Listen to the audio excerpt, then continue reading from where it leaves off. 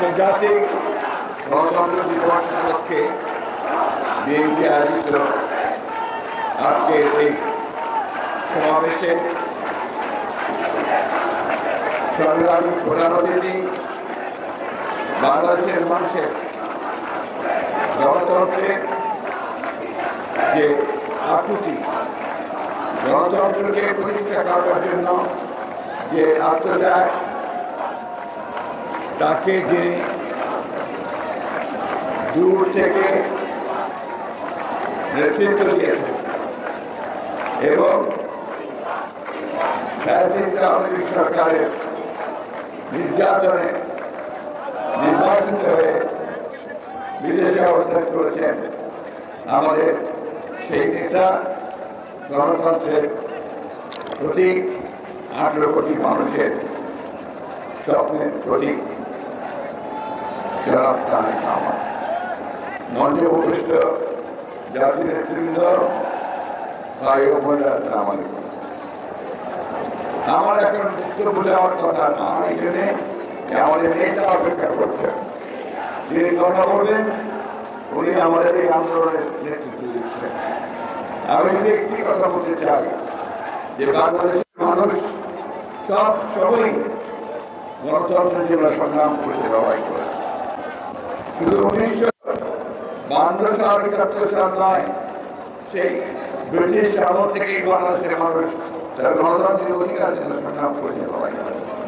তারই ফলশ্রুতিতে আমরা আজকে দেখেছি যে ফ্যাসিবাদী আওয়ামী লীগ সরকার দীর্ঘ 16 বছর ধরে এই দেশের জনগণের উপরে স্টিমরোলার চালিয়ে গেছে।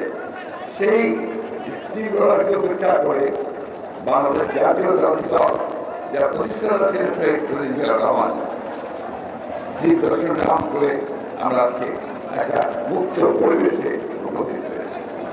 বন্ধুগণ, গণতন্ত্র আর বিএনপি এই দুটা সমর্থন। শহীদ প্রেসিডেন্ট জিয়াউর রহমান একদলীয় শাসন ব্যবস্থা থেকে বহুদলীয় শাসন ব্যবস্থা নিয়ে এসেছিলেন।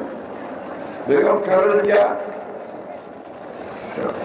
রাষ্ট্রপতি শাসন থেকে প্রধানমন্ত্রী পার্লামেন্টারি শাসন নিয়ে এসেছিলেন।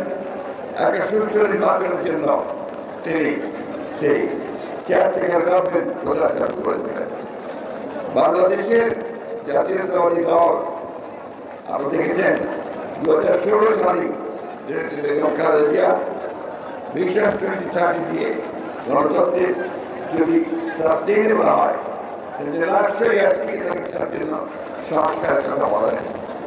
আমরা কিছুদিন আগে, বছর 2 আগে আমরা আবার সেই 31 দফা দিয়ে আমরা সংগ্রাম করেছি, লড়াই করেছি। এই 16 বছরে আমরা সবাই রিপিট করতে চাই না। আমাদের অসংখ্য প্রাণ ঝরেছে, আমাদের অনেক লোক কারাগারে গেছে, নির্যাতিত হয়েছে। আজকে এখানে অনেক ভাই আছে থাকতে না পেরে তারা শহরে চলে এসে এখানে রিক্সা চালিয়েছে। আমাদের অনেক ছাত্র নেতা তারা এখানে রাস্তায় হকারের কাজ করেছে। গতকাল আমি পঙ্গুহাট পথে গিয়েছিলাম, সেখানে দেখলাম 13 বছরের গুলি লেগে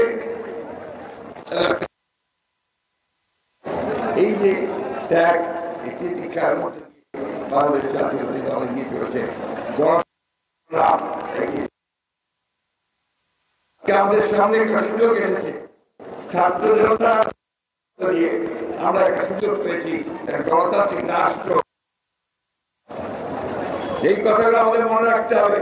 আমরা সেই সুযোগ দিনে হারাই না হারাই, এমন একটা অবস্থা তৈরি করতে হবে যা এখানে সত্যিকার অর্থেই গণতন্ত্রের প্রতিষ্ঠা করতে পারে।